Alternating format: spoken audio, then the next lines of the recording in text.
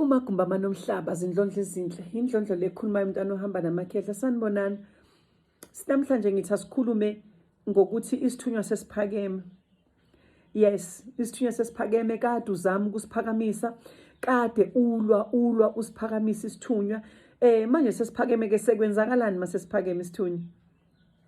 Kwenzakalani ke ndlondlo mangabe sesiphakeme isithunywa sakho?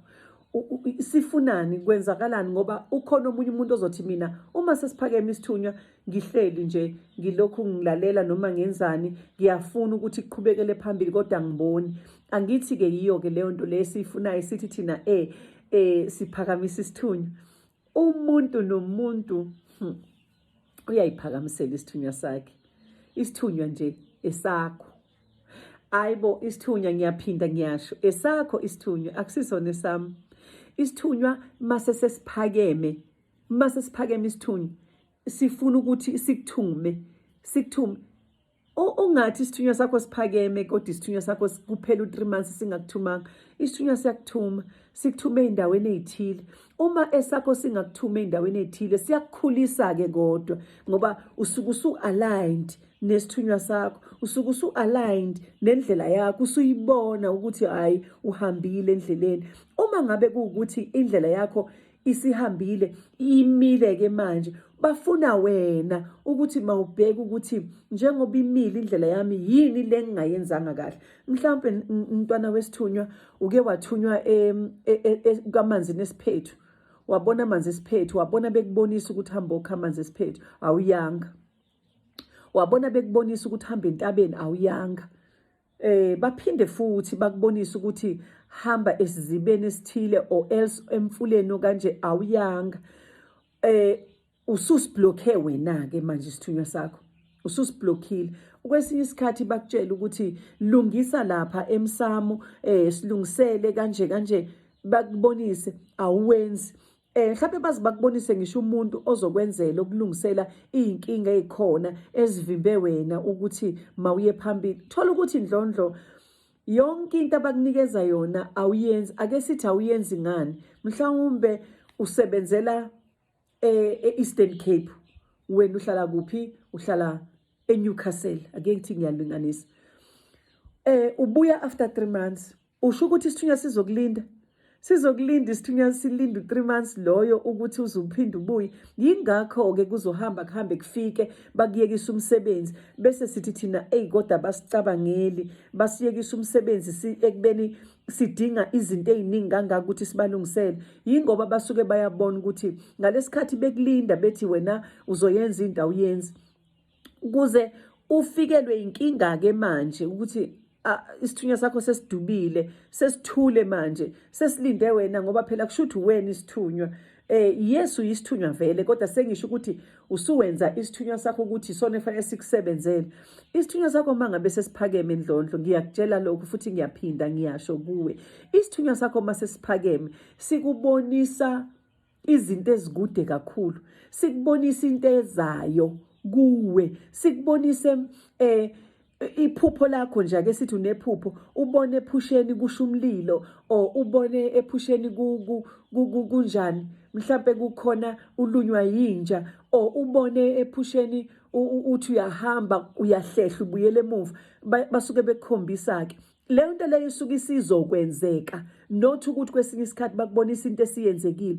Isithunywa sakho masisaphakemeke sikubonisa into ingakenzeki kuwena kodwa sibhaliwe ngale kamoya ngabantu abenza okubi sebeyenzile ukuthi mayikwenzeke leyo nto leyo. Or mhlawumbe bakuthumelele ngomuntu ukuthi akazokubulala, or umuntu mhlawumbe bakuthumelele kubantwana bakho ukuthi abantwana bakho mabazobulawa. Or ngiyakulinganisela leyo nto leyo mawuyibona ephusheni usuke kuukuthi bayakutshela ukuthi nayi into ezayo, okwakho ukuthi mawusebenze phezukwayo. Uzokwenza njani ke? Isithunywa sakho always senze sihlale siphapheme. Isithunywa sakho senze ukuthi wena naso always in communicate. I-communication nje even ngaphandle kwesithunywa ke sikhulume uma ngabe unabantwana communication iyaleka kubantwana nawe o baba wabantwana nawe o ubani wena udinga ukuthi nikhulume nihlale phansi ubona ukuthi khona into ezoya phambili ayikho.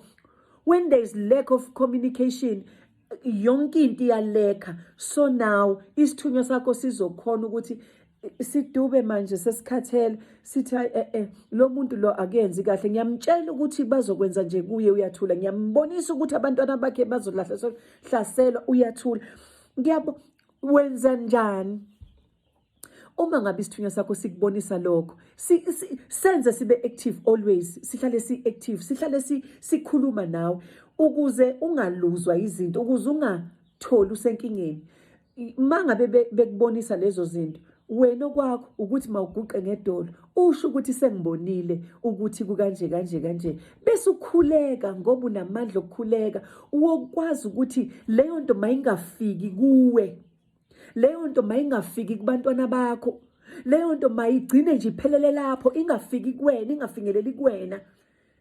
Uma ngabe uzibone uhlanya ngekhanda ephusheni okusho kona ukuthi hlala phansi bheka ukuthi awu ngase ngiyiphupha ngihlanya manje kwenze njani zibone khuleka ngamandla faster yenza ini okunyakaza ubone ukuthi isithunywa sakho sizojabula sibone ukuthi hayibo uyalalela nangumntwana then sizophakama sikuvikele sivikela abantwana bakho always uvikelekile vele you are always protected. Kodwa uma ngabe wena uzoleka i-communication nesithunywa sakho kuzogcina ulimala uzogcina usudinga thina ondlondlo sizokulungisela izinto zakho ngoba wena uhlulekile ukulungisa ngalesikhathi besakukhombisa. Okwesinye isikhathi engifuna ukusho futhi kuyenzeka ukuthi ithinti isikuficile isikuhlasela ikubambile leyo nto leyo o inkinga bese kuukuthi ke manje usuyenze njani usuyayibona mayisifikile angithi mhlawumbe ngalesikhathi lesi bekubonisa sesekude azange uzuthatha iaction manje ke usuyabona isikuxakile nakhona ndlondlo isithunywa sakho siyakuzwa isithunywa sakho siwena isithunywa sakho sizwa ukukhala kwakho nosizi lakho yenza nje guqa khuleka number 1 nje uguqa ukhuleka awukwazi ukukuza kumina uzothi ndlondlo kunje qala wena uguqa ukhuleke ubone ukuthi bazokubonisa kanjani isithunywa siyakwazi bayakwazi ukukubonisa iuniverse bayakwazi ukukubonisa ukuthi lento leyisukaphi ikhandwe kanjani and izokwenzani kuwe izokudestroya kangakanani. So wena kokwakho manje ukuthi mawulwe nalokho ukuthi okay vele ke isingificile sengibambekile manje kodwa ke ngiphunyula kanjani la ingaleso sikhathi ke sekukuficile usungasazi ukuthi fanele wenze njani ingaleso sikhathi ke manje usubona umsebenzi wakho ngathi umile ingaleso sikhathi ke manje usuyaqala ucomplaina ngesithunywa uthi isithunywa sami besiphakeme kodwa manje asisakhulumi asisanjani sikubonisile izinto sakubonisa until kuzinto yenzeke kuwena phaphama nje into mabekubonisa yona isuke ingakenzeki kuwe isuke iseza kodwa mangabe uyidedela ukuthi izifike kuwena kuwe. So ke njengamanje phakamisa isithunywa sakho ngomkhuleko silungise kahle makhosi silungise kahle ukuthi sihlale siphakeme njalo thatha isinyathelo thatha uaction phaphama sukuma musukuhlala uzokwazi ukuthi ulungise izinto zakho ngicela ulike ungifollowe usubscribe njalo mangabe uku YouTube ngiyabonga kakhulu zindlondlo.